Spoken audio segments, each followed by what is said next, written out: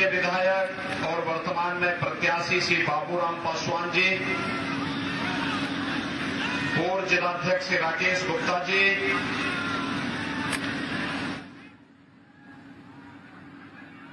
Block प्रमुख आशुतोष दीक्षित जी, जिला पंचायत अध्यक्ष गुरुभाग सिंह जी, विधानसभा के प्रभारी रवि रस्तोगी जी, भारत प्रकाश बौद्ध जी, महादेव गाइन जी, सरोज वाजपेयी जी, पूर्व विधायक मन्नो प्रधान जी, आज के इस कार्यक्रम में उपस्थित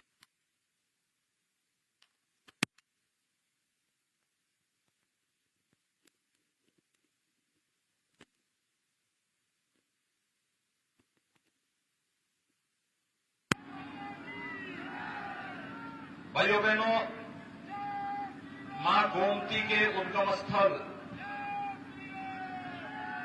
और यहां के किसानों के परिश्रम से दुनिया की सबसे उर्वरा भूमि के रूप में जानी जाने वाली पीलीभीत जनपद के आप सभी नागरिकों का मैं हृदय से अभिनंदन करता हूं, स्वागत करता हूं। भाइयों बहनों, आज जब मैं एक बार फिर से पूरनपुर के मतदाता भाइयों और बहनों का आह्वान करने के लिए आया हूं, 5 साल पहले पूरनपुर की स्थिति क्या थी, पीलीभीत की स्थिति क्या थी और उत्तर प्रदेश की स्थिति क्या थी, यह आप में से किसी से छुपा हुआ नहीं है। भाइयों बहनों, 5 साल पहले पूरे प्रदेश में अराजकता थी, गुंडागर्दी थी, सत्ता प्रायोजित दंगे थे और सत्ता के संरक्षण में फल फूल रहे अपराध और अराजकता के इस तांडव में प्रदेश के अंदर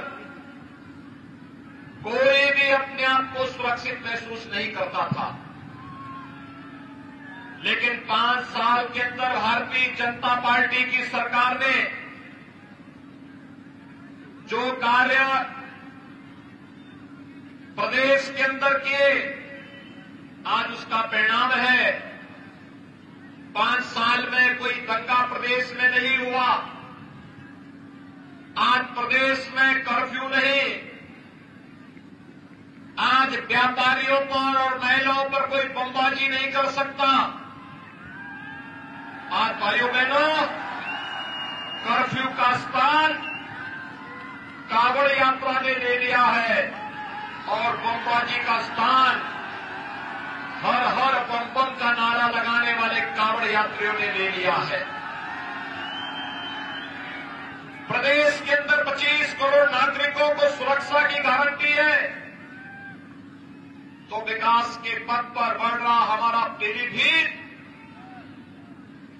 जिसने कभी सोचा भी नहीं था, आज उस पीलीभीत में आपको एक नया मेडिकल कॉलेज मिल रहा है।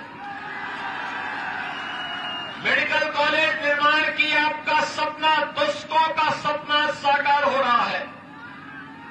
और यही नहीं, यहां पर तो हमारे विधायक बाबूराम जी ने जो मांग की, डिग्री कॉलेज की मांग की, डिग्री कॉलेज मिल गया, सड़कों की मांग की, वो मिल गया। और अगर उन्होंने मांग की कि रामलीला मैदान में अवैध अतिक्रमण है, इसको हटाया जाना चाहिए, तो उस अतिक्रमण को भी हम लोगों ने हटा करके इतना शानदार रामलीला मैदान आपको दे दिया है कि अब रामलीला ही नहीं, हर प्रकार के धार्मिक और सार्वजनिक कार्यक्रम, मांगलिक कार्यक्रम इस रामलीला मैदान में करेंगे। अगली बार इसकी सुंदरीकरण और भी अच्छे ढंग से आपको देखते हुए बनेगी, ये कहने के लिए आज मैं आपके पास आया हूं। पिछली सरकारों में भाइयों बहनों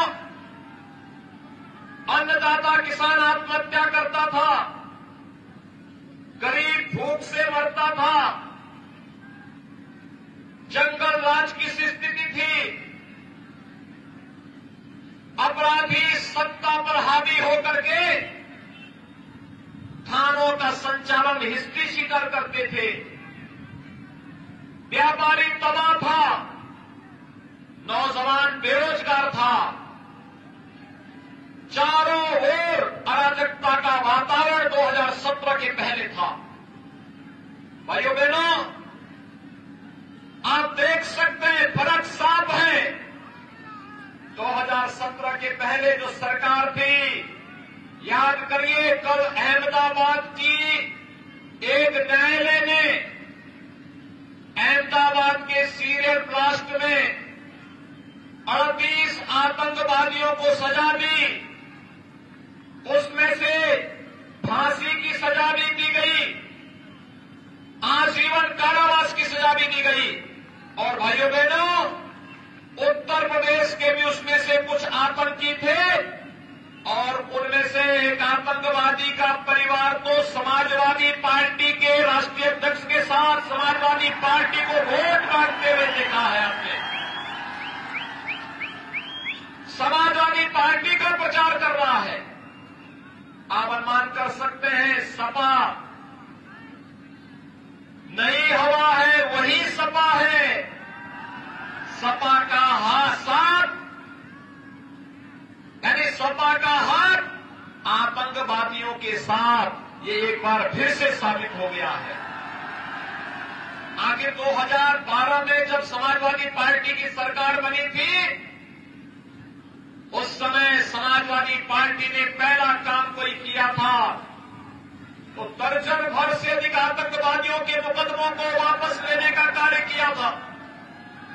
दर्जन भर से अधिक आतंकवादियों के मुकदमों को, यही आतंकवादी कोई अयोध्या में राम जन्मभूमि पर आतंकी हमला किया था, कोई संकट मोचन मंदिर पर आतंकी हमला किया था, कोई सीआरपीएफ कैंप पर आतंकी हमला किया था, किसी ने बिजनौर में, किसी ने गोरखपुर में, किसी ने लखनऊ में, किसी ने कानपुर में, किसी ने वाराणसी में आतंकी घटनाओं को अंजाम देने की कुत्सित चेष्टा की थी। और उन आतंकवादियों की पैरवी तब कोई करता था तो समाजवादी पार्टी करती थी। भाइयों बहनों, कल के न्यायालय के फैसले से एक बार फिर साबित हो गया है कि समाजवादी पार्टी का हाथ आतंकवादियों के साथ, एक तरफ आतंकवाद समर्थक समाजवादी पार्टी है और दूसरी तरफ गांव, गरीब, किसान, नौजवान, महिलाएं और समाज के प्रत्येक तबके के हितों के लिए कार्य करने वाली भारतीय जनता पार्टी की सरकार। याद करिए, जब 2017 में हमारी सरकार बनी, हमने पहला काम किया था अन्नदाता किसानों के कर्ज माफी का। अन्नदाता किसानों का, प्रदेश के अंदर 86 लाख किसानों का 36,000 करोड़ रुपए का कर्ज माफ हुआ था। और भाइयों बहनों, पीलीभीत के 53,400 से अधिक किसानों का कर्ज माफ हुआ था, 53,000 से 400 से अधिक किसानों का। और आज हमारे पीलीभीत के 3,05,000 से अधिक किसानों को प्रधानमंत्री किसान सम्मान निधि का सालाना 6,000 रुपए हर किसान के खाते में आ रहे हैं। गन्ना किसानों का 1,60,000 करोड़ रुपए गन्ना मूल्य का भुगतान किया जा चुका है। और क्रय केंद्र के माध्यम से लागत का 1.5 गुना काम कोई दे रहा है। ये भारतीय जनता पार्टी की डबल इंजन की सरकार दे रही है। भाइयों बहनों, आप इस बात को जानते हैं, समाजवादी पार्टी की सरकार ने दिव्यांगजनों के, विधवा महिलाओं के और वृद्धजनों के पेंशन को रोक दिया था। भारतीय जनता पार्टी प्रदेश के अंदर 1 करोड़ दिव्यांगजन, विधवा महिला और वृद्धजनों को 12,000 रुपए सालाना पेंशन देने का कार्य कर रही है। और यही नहीं, भाइयों बहनों, गरीब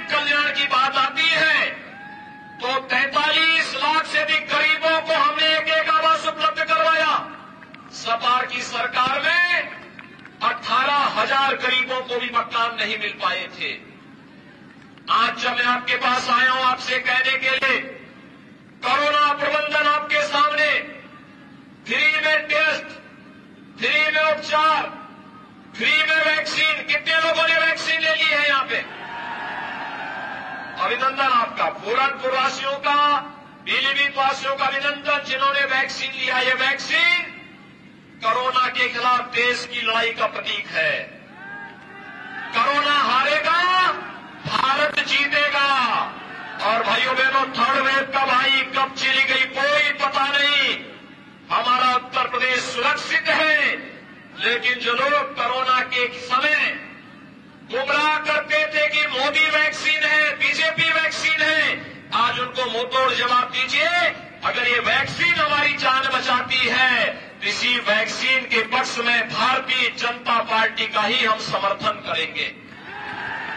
भाइयों बहनों, फ्री में वैक्सीन, सबको वैक्सीन, और डबल इंजन की सरकार है तो मोदी जी के नेतृत्व में डबल डोज राशन की भी हर महीने गरीबों को मिल रहा होगा ना? पहले भी मिलता था क्या? पहले बिजली आती थी क्या? सपा की सरकार भी तो मेडिकल कॉलेज बना सकती थी, नहीं बनाया।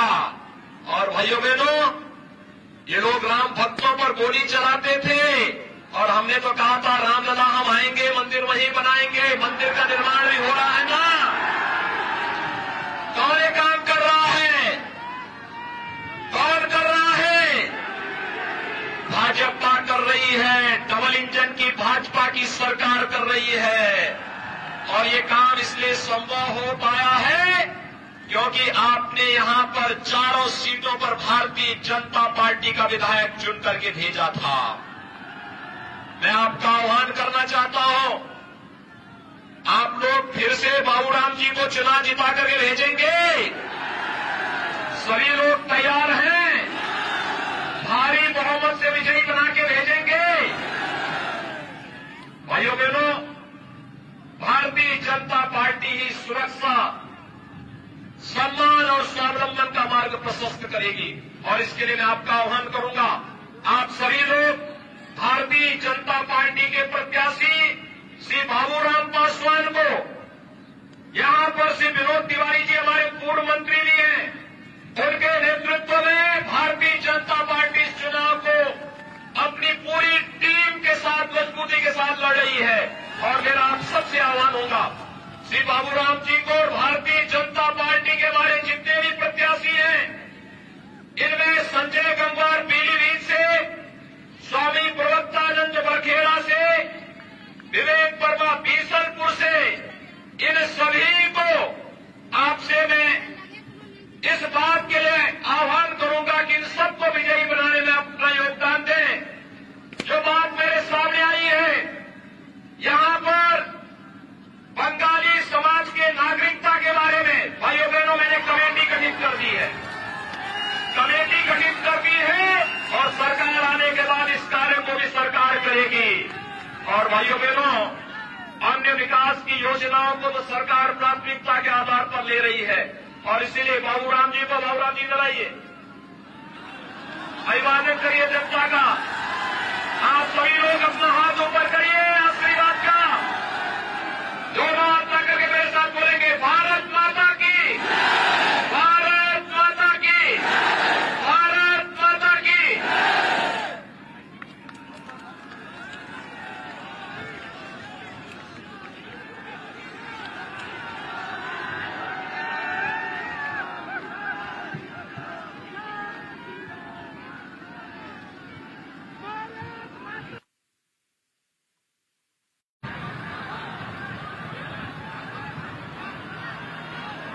आराम से बैठो,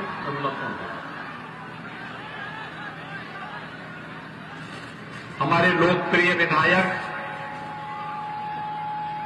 श्री राम शरण वर्मा जी, विधान परिषद के सदस्य श्री हरि सिंह ढिल्लों जी, भारतीय जनता पार्टी के जिला के प्रभारी श्री डीपी भारती जी, क्षेत्रीय महामंत्री श्री राकेश जी,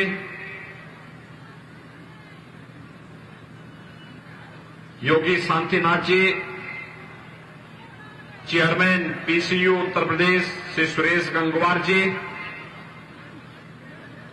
विधानसभा के संयोजक श्री राकेश प्रताप सिंह जी, श्याम नारायण मिश्र जी और भारतीय जनता पार्टी के बीसलपुर से प्रत्याशी विवेक वर्मा जी, बरखेड़ा से विधायक स्वामी प्रवक्तानंद जी और उपस्थित मेरे सभी भाइयों बहनों,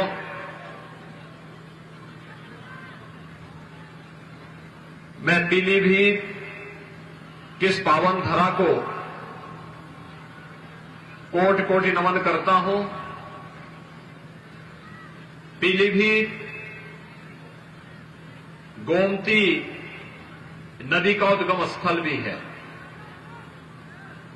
और ये नदी पीलीभीत से निकल करके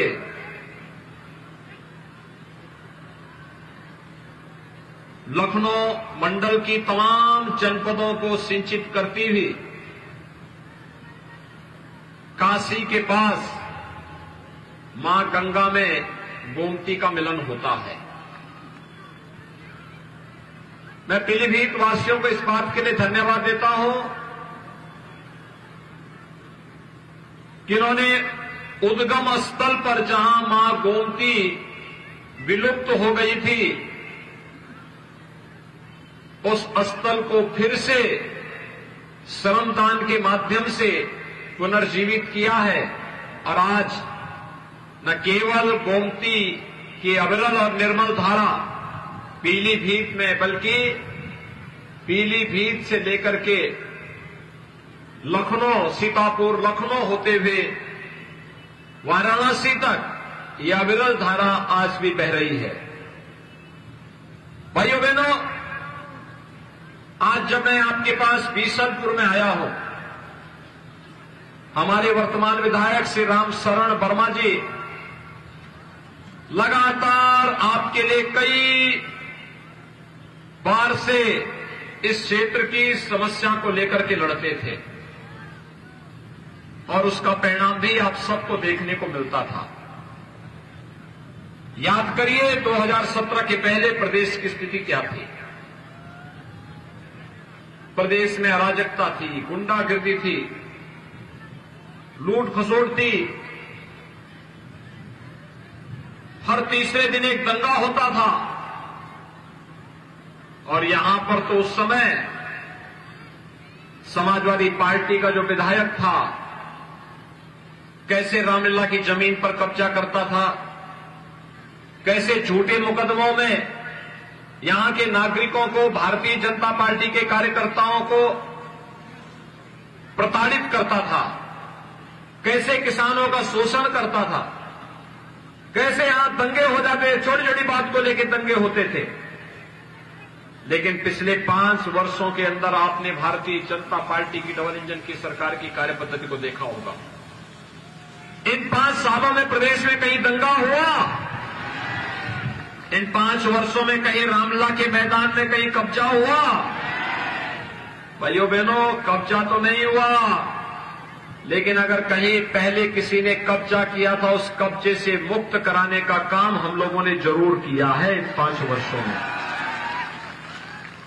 अभी मैं पूरनपुर से आ रहा हूं,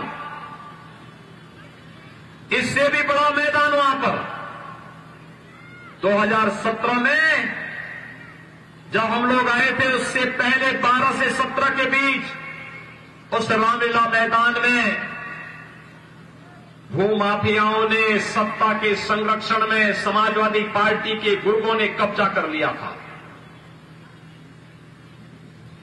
जब हम लोग 17 में आए तो हमारे यहां के चारों विधायक मेरे पास आए थे और भाइयों बहनों, हम लोगों ने उस समय ये तय किया था कि अगर बुलडोजर सड़क बनाने का काम करेगा तो अवैध कब्जों को मुक्त कराने का काम भी करेगा। रामलीला मैदान वहां कब्जे से मुक्त है, सुरक्षित है, एक बड़ा मैदान वहां पर रामलीला के लिए भी, जहां 1 लाख की भीड़ इकट्ठी हो सकती है, और रामलीला के साथ साथ हर प्रकार के मांगलिक और सार्वजनिक कार्यक्रमों के लिए लोगों के लिए एक जगह मिल गई है, सुरक्षित जगह मिल गई है। ऐसी स्थिति पूरे प्रदेश के अंदर थी। भाइयों बहनों, याद करिए 2017 के पहले हर तीसरे दिन एक दंगा होता था, कर्फ्यू लगता था, महीनों कर्फ्यू रहता था, बाजार में बमबाजी होती थी, व्यापारी परेशान रहता था, महिलाएं असुरक्षित रहती थी, बेटियां स्कूल नहीं जा पाती थी। लेकिन 2017 के बाद आपने देखा होगा, अब उत्तर प्रदेश में कर्फ्यू नहीं लगता, अब दंगे नहीं होते, अब बमबाजी नहीं होती। कर्फ्यू का स्थान ले लिया है कांवड़ यात्रा ने। और भाइयों बहनों, कांवड़ यात्री जब निकलता है तब बमबाजी नहीं होती, अब तो हर हर बम बम का नारा लगा करके कांवड़ यात्री निकलता है, शानदार तरीके से निकलता है। न कोई उपद्रव, न अव्यवस्था, न अराजकता, न गुंडागर्दी। भाइयों बहनों, मैं केवल आपसे एक बात पूछना चाहता हूं, 2017 के पहले आपको बिजली मिलती थी? बिजली के भी उस समय जाति हुआ करती थी, बिजली का भी उस समय मजहब हुआ करता था। बिजली की जाति और मजहब पिछली सरकारों ने तय कर दिया था। ईद और मुहर्रम रहेगी तो बिजली आएगी, लेकिन जब होली और दीपावली आती थी तो अंधेरा रहता था, अंधेरा रहता था। इस पूरे क्षेत्र को तो सपा सरकार ने, बसपा सरकार ने डार्क जोन बना दिया था। प्रकृति ने आपको अच्छी भूमि दी, अच्छा जल संसाधन दिया, लेकिन बिजली न देने के न कारण अंधेरे में रहने के लिए लोग मजबूर थे। आज भाइयों बहनों, बिजली की न कोई जाति है, न मत है, न मजहब है, सबको बिजली, पर्याप्त बिजली, निर्बाध बिजली के लक्ष्य को प्राप्त कर दिया। बिजली आ रही है ना, मिल रही है ना। अब तो बिजली के लिए आपको इंतजार नहीं करना पड़ता है ना। ये है नया उत्तर प्रदेश। कोरोना कालखंड में आपने देखा होगा, इस सदी की सबसे बड़ी महामारी है, सबसे बड़ी महामारी। दुनिया के अंदर लाखों लोग मर गए हैं, लेकिन भारत के अंदर प्रधानमंत्री मोदी जी के नेतृत्व में जीवन भी बचाएंगे, जीविका को भी बचाएंगे, जान है तो जहान है के नारे को, संकल्प को सार्थक करने का कार्य किया गया। फ्री में टेस्ट, फ्री में उपचार, फ्री में वैक्सीन और सबको वैक्सीन। आपने वैक्सीन ली? कितने लोगों ने वैक्सीन ली है? सड़क के उस पार क्या आप लोगों ने वैक्सीन नहीं ली है क्या? सड़क के उस पार भी मुझे बताओ, वैक्सीन ली है या नहीं ली है? जिन लोगों ने वैक्सीन ली है वे हाथ खड़ा करके थोड़ा बताएं। भाइयों बहनों, फ्री में वैक्सीन, सबको वैक्सीन। जब ये वैक्सीनेशन का कार्यक्रम प्रारंभ हुआ था, याद करिए, सपा ने, बसपा ने, कांग्रेस ने दुष्प्रचार किया था। आज प्रदेश में 70% लोगों ने पहली डोज ले ली है, 75% लोगों ने दूसरी डोज ले ली है, और उसके परिणाम स्वरूप आज लाभ क्या हुआ?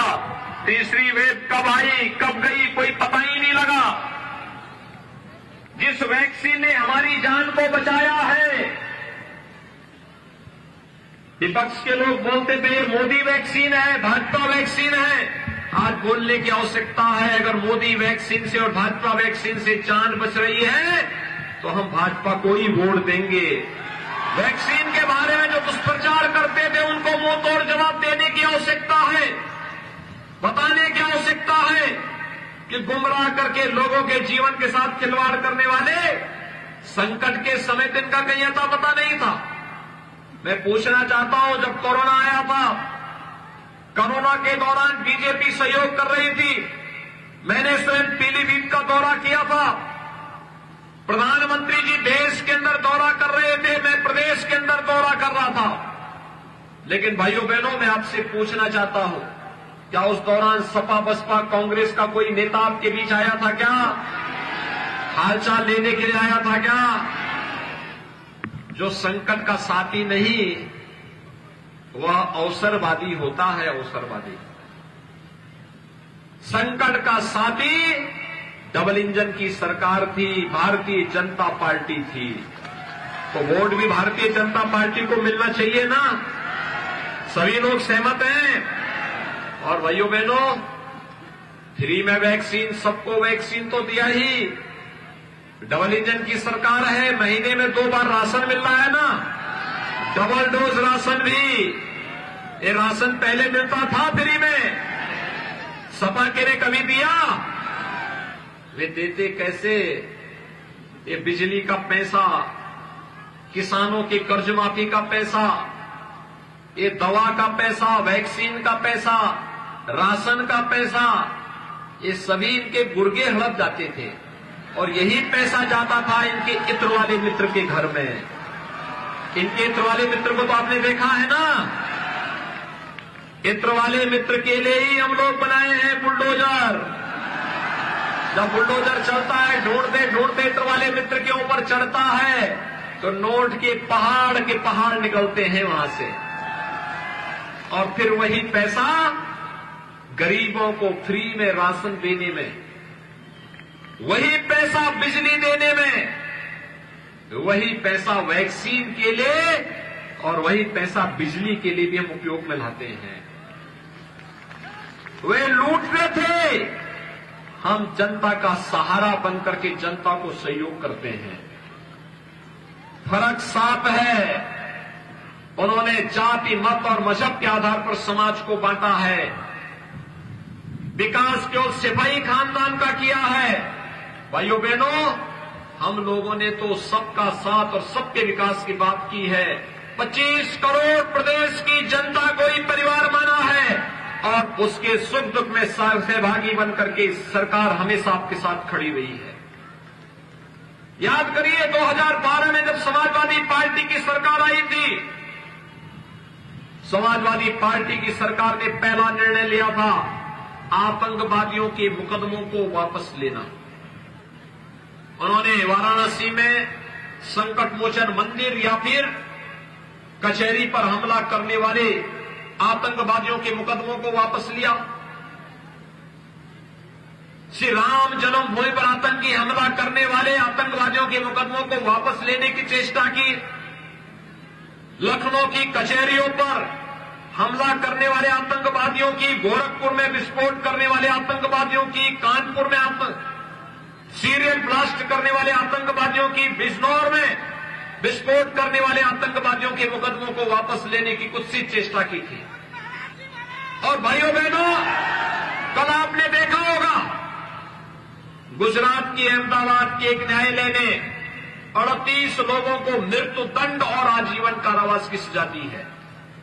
उसमें उत्तर प्रदेश के भी जुड़े हुए कुछ आतंकी हैं और उसमें से एक आतंकवादी का बाप तो समाजवादी पार्टी का प्रचार करते हुए देखा जा रहा है। ये चीजें क्या दिखाती हैं? ये चीजें दिखाती है कि सपा का हाथ आतंकवादियों के साथ, सपा का हाथ आतंकवादियों के।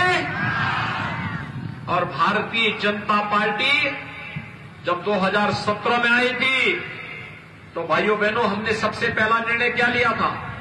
हमने पहला निर्णय लिया था अन्नदाता किसानों की कर्ज माफी का। 86 लाख किसानों का 36,000 करोड़ रुपए का कर्ज माफ हुआ था। अकेले पीलीभीत में 45,000 किसानों का कर्ज माफ हुआ था। पीलीभीत में 45,000 किसानों का कर्ज माफ हुआ था। और आज हम 3,05,000 किसान भाइयों को प्रधानमंत्री किसान सम्मान निधि का लाभ भी दे रहे हैं। भाइयों बहनों, हमने दूसरा निर्णय लिया था, बेटियों की सुरक्षा के लिए एंटी रोमियो स्क्वाड का गठन करना। हर थाने में एंटी रोमियो स्क्वाड का गठन हुआ। आज प्रदेश में दंगे नहीं होते, महिलाएं सुरक्षित हैं, कानून का राज है, अपराधियों के खिलाफ कार्रवाई की गई है तो एक कानून का भय अपराधियों के मन में है। लेकिन समाजवादी पार्टी की सरकार के समय तो समाजवादी पार्टी सत्ता की शागिर्द बन करके कैसे अराजकता पैदा करती थी, ये सभी हर व्यक्ति जानता है। और आज इसीलिए मैं आपके पास आया हूं आपसे कहने के लिए, भाइयों बहनों, समाजवादी पार्टी की सरकार के समय 5 साल में केवल 18,000 गरीबों के लिए मकान स्वीकृत हो पाए थे। किसी गरीब को मिला नहीं था, फाइलों में स्वीकृत हुए थे। और भारतीय जनता पार्टी की सरकार के समय 43,50,000 गरीबों को एक एक मकान मिला है। 43,50,000 गरीबों को। ये जो गरीबों के मकान का पैसा है, बिजली का पैसा है, अन्नदाता किसानों की ऋण माफी का पैसा है, या फिर प्रधानमंत्री किसान सम्मान निधि का पैसा, वृद्धजनों को, विधवा महिलाओं को, दिव्यांग जनों को मिलने वाली पेंशन हो, या फिर वैक्सीन और दवा और टेस्ट में खर्च होने वाले पैसा पहले भी था। अब तो पीलीभीत में हम मेडिकल कॉलेज भी बना रहे हैं। भाइयों बहनों, 2023 में जब मेडिकल कॉलेज में कक्षाएं प्रारंभ होंगी तो मेडिकल कॉलेज में पीलीभीत के नौजवान को मेडिकल की शिक्षा के लिए, डॉक्टर बनने के लिए दिल्ली, मुंबई या दक्षिण भारत के राज्यों में नहीं जाना पड़ेगा। अब मेरे पीलीभीत के नौजवानों को पीलीभीत में एक डॉक्टर बनने का अवसर प्राप्त होगा। एक मेडिकल कॉलेज, हम लोग मेडिकल कॉलेज आपके पीलीभीत में ही बना रहे हैं। ये जो पैसा हम लोग लेके आए हैं, सरकार तो वही है, पहले बसपा थी, सपा थी, अब बीजेपी आई है, लेकिन कार्य पद्धति में फर्क देख रहे होंगे। पहले परिवार का भरते थे, बसता था, इत्र वाले मित्र के घर चला जाता था, और आज तो जब परिवार ही नहीं है, पूरा प्रदेश ही परिवार है, तो पूरे प्रदेश के लिए आज काम करना है। एक संकल्प के साथ हम लोग निकले हैं और उस संकल्प के साथ आपको जोड़ने के लिए हम लोग आए हैं कि भाजपा ही सुरक्षा दे सकती है, भाजपा ही सम्मान दे सकती है, और भारतीय जनता पार्टी ही अयोध्या में राम मंदिर का निर्माण भी कर सकती है। मुझे एक बात बताइए, अयोध्या में राम मंदिर का निर्माण एक कांग्रेस के लोग कर पाएंगे? समाजवादी पार्टी के लोग, बहुजन समाजवादी पार्टी के लोग, जो लोग राम भक्तों पर गोली चलाते थे, क्या वे लोग राम मंदिर का निर्माण कराएंगे? भाइयों बहनों, यही कहने के लिए आए हैं, जब राम मंदिर का निर्माण करके आपकी आस्था का सम्मान भाजपा कर रही है, काशी में काशी विश्वनाथ धाम का निर्माण करके आपकी आस्था का सम्मान भारतीय जनता पार्टी कर रही है, गुरु गोविंद सिंह जी महाराज के 4 साहिबजादों के स्मृति में वीर बाल दिवस का आयोजन भारतीय जनता पार्टी की डबल इंजन की सरकार आयोजित कर रही है, और जब अन्नदाता किसानों का सम्मान भारतीय जनता पार्टी कर रही है, जो अपने प्रदेश के युवाओं के रोजगार और नौकरी की व्यवस्था भारतीय जनता पार्टी की डबल इंजन की सरकार कर रही है। और अब तो भाइयों बहनों, हम लोग वर्तमान में उत्तर प्रदेश के हर युवा को स्मार्ट नौजवान बना रहे हैं। 1 करोड़ नौजवान को टैबलेट और स्मार्टफोन दे रहे हैं। आपके पीलीभीत के नौजवानों को भी मिला है।